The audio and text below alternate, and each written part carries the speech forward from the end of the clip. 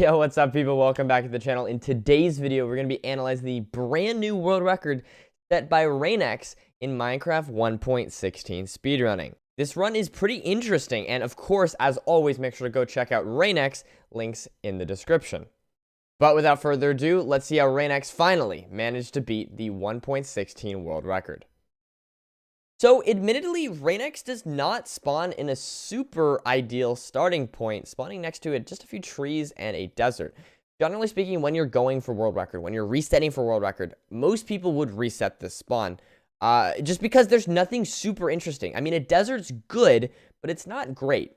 Now, he chooses to go for a wood axe here, and the reason why is because he wants to front load a bit of logs, and that way, when he goes into a desert village, he will have a few logs ready to go. And, I mean, it's debatable whether you should go for the wood axe here or not. I personally, I don't know. I don't think it's super essential. I think it was more of a time loss than a time save. But one note here about this run that's really, really important is that Reignex was just on world record pace, I think like less than an hour before this run happened. And after a heartbreaking run, it is very, very hard to focus. It's very, very hard to focus. And so the fact that he got this run is very impressive. But a few mistakes being made could be attributed just to the fact that, you know, he's maybe a bit frustrated from that previous run. But importantly, he spots a village. Now, this is not a desert village, as I mentioned, so the wood axe kind of hurt him more than it helped him here. But still, it is, you know, a village is a village, and he's on pretty not great pace right now, but it does have two blacksmiths, of which he actually does not spot both. He only spots one of the two. Which is very interesting because, again, I think that could be kind of attributed to, you know, maybe not being super focused, maybe thinking about that run being, you know, kind of in your own head. Trying to craft this pickaxe, and he is good to go. Now, one very important note about this is that he gets 4 iron there. That blacksmith chest is good. It's not great. It's not something that you'd expect to necessarily see from a world record run. But it is still something that is solid. And so the reason why that's so good is because now he can enter the Nether with an iron pickaxe. And this is kind of how the meta has shifted. Iron pickaxes, a few months back were cool. They were a nice kind of, commodity. They were cool. You know, you always like to see them, but they weren't absolutely essential. However, now they've become so much more important. And the reason why is because of bastions. Bastions have quickly become the most popular way to play top runs. If you look at the leaderboard, the majority of those top runs that you see are, you know, bastions. And the reason why is because of how consistent they are. Every time you enter a bastion, there is a almost guarantee of enough pearls, enough close to enough obsidian. Usually, for most of the time, you'll get enough obsidian. Unless you get very unlucky, you'll usually get, you know, string. Which is one note about this: usually not to go for beds. This is a bit of a risky decision. Now, the reason why this is risky is because getting a few beds can actually save you time in the bastion. Now, the idea here that Reignex is thinking is, okay, if I get my beds in the bastion, if I get my string, rather, in the bastion, why would I care about getting beds? It's literally just wasting time. The counter to that is that, well, you don't always get your beds. And in the case that you don't get enough string, you're essentially losing time, and you could just get a few beds and you know, guarantee yourself, essentially, to get the rest of them in the bastion, and then you're good to go. However, Reignex, again, as I mentioned, maybe not super focused on this run because, you know, it's not super exciting, as there's not too much going on, and he was just on such a good run that it's very hard to fully focus. However, getting a completable portal and 2 gold blocks with boots as well is a good thing to find. Getting 2 gold blocks is nice for a bastion because you get a little bit of extra gold, a little bit to work with, and also the boots as well because that is just nice, so that way you don't have to worry about crafting it or, you know, having the piglins aggro on you before. Just good stuff there all around. Using the planar fog here, which is a new feature to spot the fortress. Now, let's talk about that real quick. So what is planar fog? So planar fog is a brand new feature in a legal mod called Sodium. And what that allows you to do is look around, kind of see on the edges of your screen a lot better. And it's totally allowed, and it's super, super nice. Especially when you turn up your FOV the way that he did, you can really see a lot more in the Nether. Now, looking around here, this is kind of the biggest time loss in the run.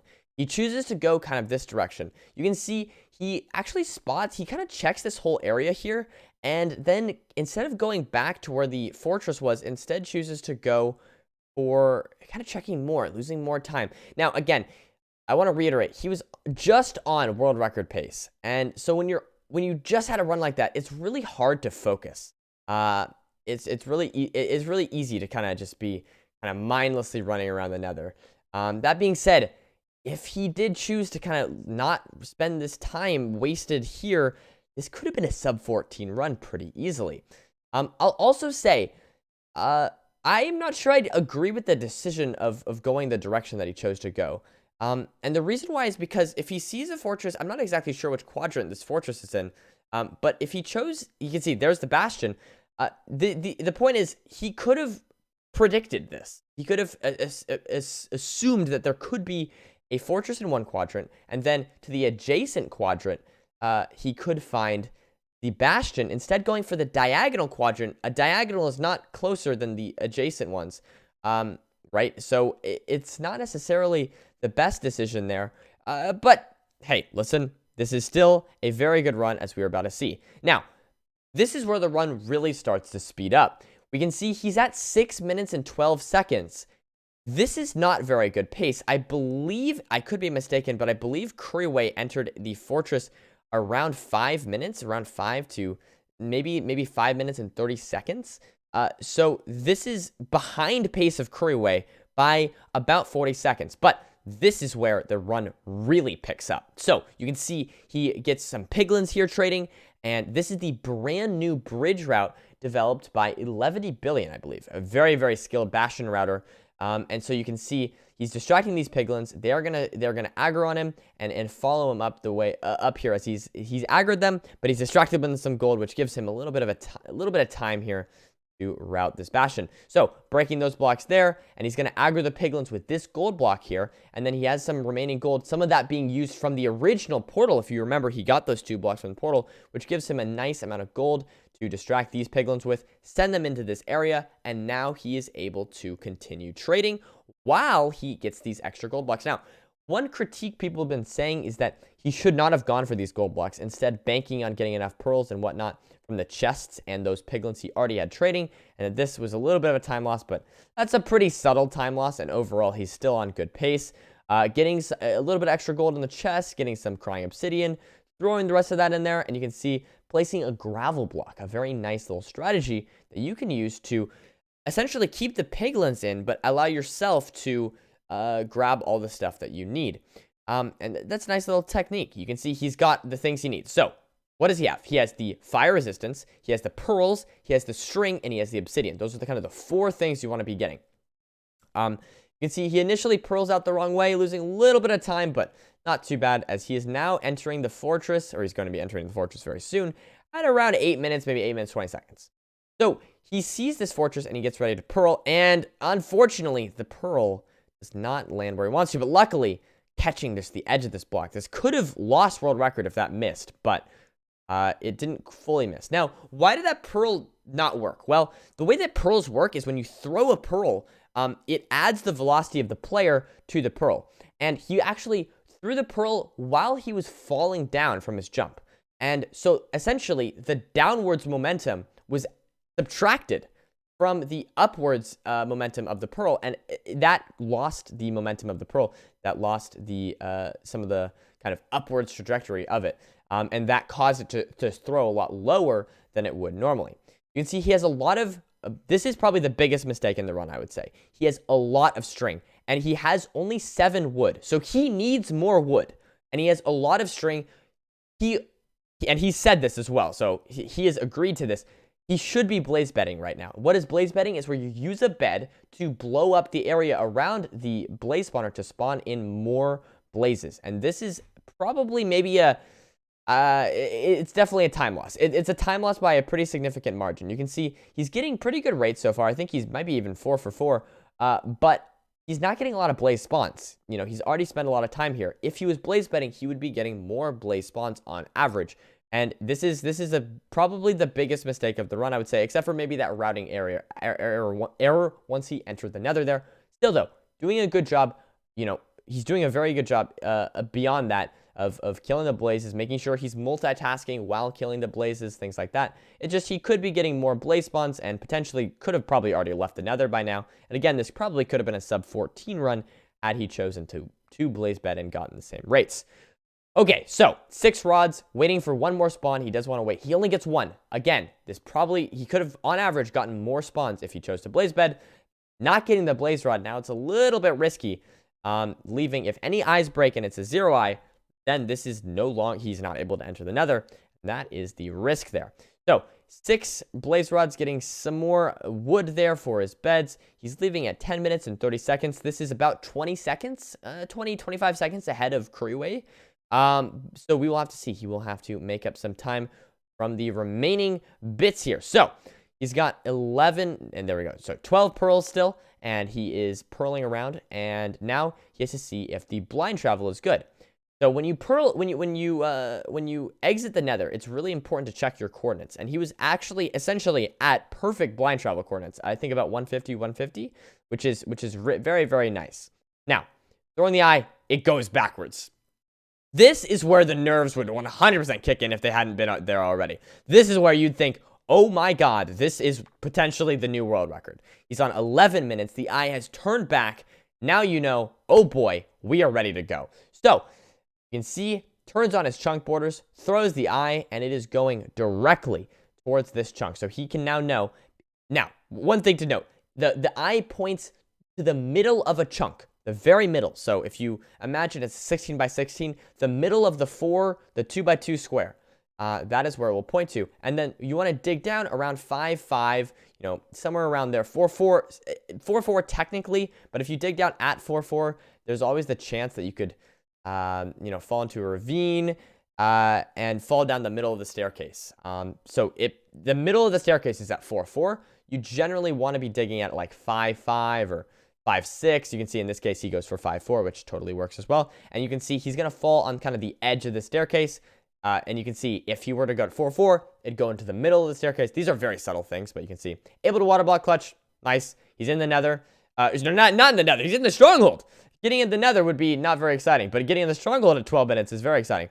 Choosing to go middle first. This is correct. You want to go down the middle of the Stronghold of the 5 ways first. Running a little bit. Not too much. He realizes this is not good. Going back, this is pretty much optimal Stronghold navigation here. Then choosing to go up. He's going to go to the right next, and he sees now he has 2 decisions. Which way is he going to go? He's going to go right, and realizing this is not good, so he's going to go back. Very, very good Stronghold navigation. That leaves basically one more option here. It could be the first way he went, but more likely it is going to be this way, as he already kind of checked the majority of that. In the end, 13 minutes. What is he going to be? Is he going to be able to pull this off? We will have to wait and find out. So, throwing the pearl there, and he is now in the end. And this is very exciting. If you're in the end at this time, this is very, very good pace. And he's now going to use a trick called north-south one cycling, or north-south towering. This is probably one of the biggest time saves compared to Creeway. You can see throwing the pearl up there. Great, love to see it. Clutching as well. Very scary to do, but I love to see him do it. And this is the biggest time save, one of the biggest time saves compared to Creeway. So you can see the reason why he's going on the kind of the side bits here, rather than, you can see if you compare it to Creeway's, he goes on the kind of the east-west towers. The reason why is because the dragon will perch, and when it perches a lot lower. It doesn't do that spiraling thing on the other side. And so you can see here the dragon is getting ready to perch, and there it goes right away. And that is a huge time save. And now he's getting the one cycle ready. 1, 2, 3, and 4. Killing the dragon in 4 beds, which I have to say, with that kind of nerves, that is very, very, very impressive. This is a great run. A lot of time saves, but still a very good run. We will have to see if he can do better. Once again, shoutouts to Reignex. Go check him out. He's trying to break his own world record, get the first ever sub 14 run. So go check him out. Also, I stream every single night on Twitch. So you guys go check that out. Twitch.tv/nerdy. And yeah, thank you guys so much for watching. Congratulations to Reignex for this absolutely incredible run. And yeah, I'll catch you guys in the next one. Peace.